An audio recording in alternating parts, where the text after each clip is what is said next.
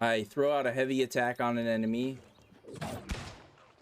throw out the orb, throw out the scream, and then I throw this down. So anybody that's inside this is taking bonus damage. So it's effectively like I'm attacking twice instead of just with my regular attacks. Really, really like the build. And the all three abilities regenerate really fast. And then so it's just like going in here and just unlocking more abilities in here.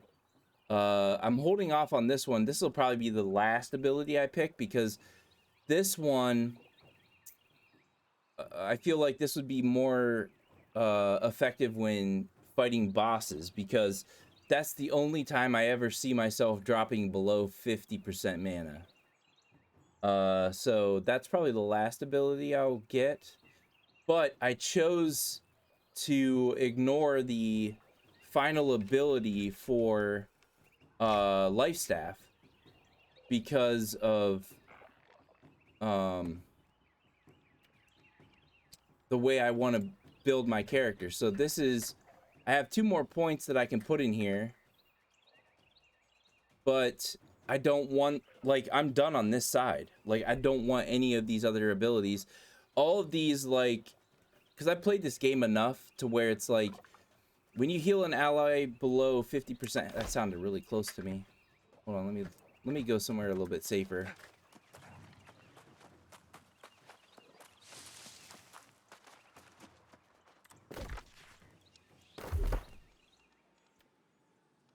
So the abilities, like when you heal an ally below 50% health, the only time that's ever effective is in like boss encounters and boss fights. So it's so rare. I feel like I just want to ignore these because there are other abilities in here that I can use all the time, like constantly. Oh yeah. Uh Tony is pretty bad about shooting people. It was really funny when General Dimmy and Tony are playing together. Sometimes Tony will, or sometimes Dimmy will shoot Tony on purpose, and he's like, "You just broke both my legs." It's so funny. But yeah, it's like I chose to ignore the 50% health things because there are other perks in here that work all the time.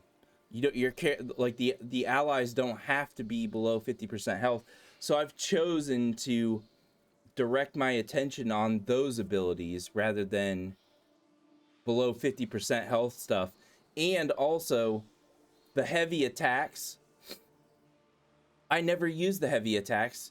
And when I get abilities that require you to use heavy attacks, I never remember to use them. So I'm just playing to the strengths of who I am as a person. If I don't remember to do certain things, what's the point? So I'm playing to all of my strengths. So I've chosen to ignore Divine Blessing because it's a below 50% health ability anyway. Like it's nice, but overall I'll hardly be using this because it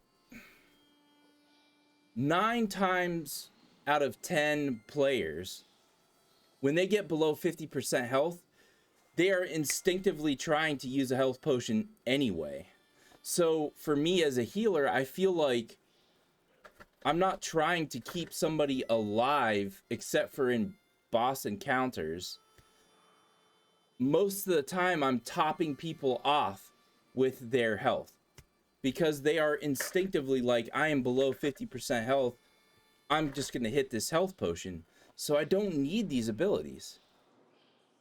So I've chosen to instead concentrate my attention on, after a dodge, your heals are 20% more effective.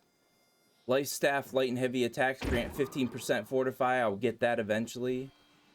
If you have a buff, heal for 20% more. Like, those abilities are good all the time, no matter where your ally's health is. And I think I increase, no, it was, I know I wanted that ability. What was the other one? Was it this one?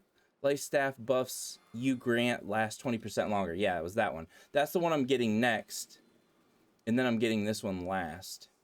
And then the life staff will be done. And I chose to do the same thing with... I didn't mean to exit out. Chose to do the same thing with the Void Gauntlet. These two are the only abilities I want. The only passive abilities I want on this side. 5% mana per successful ranged light attack. And mana costs are reduced by 25% while above 50 mana. I'm always above 50 mana. And then I chose to get these two. I will never remember to detonate this, so it's pointless for me to put a point in there. I'll never remember to do that. Like I said, playing to my strengths as a player. But these two, plus 5 mana, and orb slows enemies already afflicted by any debuff. So that in combination with the scream that binds them down. So I'm slowing them down long enough to use the scream on them. Then they are binded. And because they are binded, I use Oblivion to throw that damage down on the ground. And they're getting hit with it. So the only thing after I use these three abilities is to just try and concentrate on keeping the enemies within that Oblivion. And so yeah, I got every ability that I want over on this side. So then on this side, I only need one more ability to get Void Caller.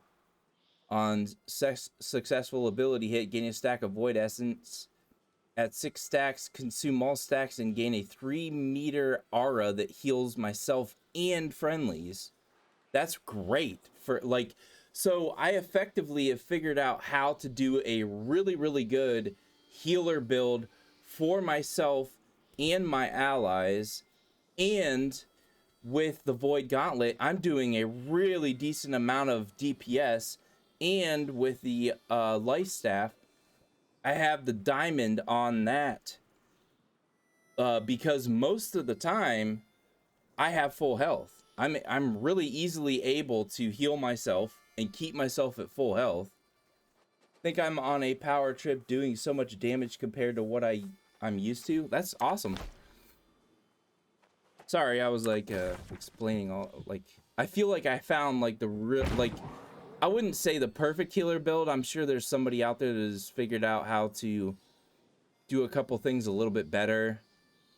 But for me, for my play style and the strengths and weaknesses that I have as a player, the things that I remember to do as compared to the things that I don't remember to do, I feel like this is the perfect build for me as a player.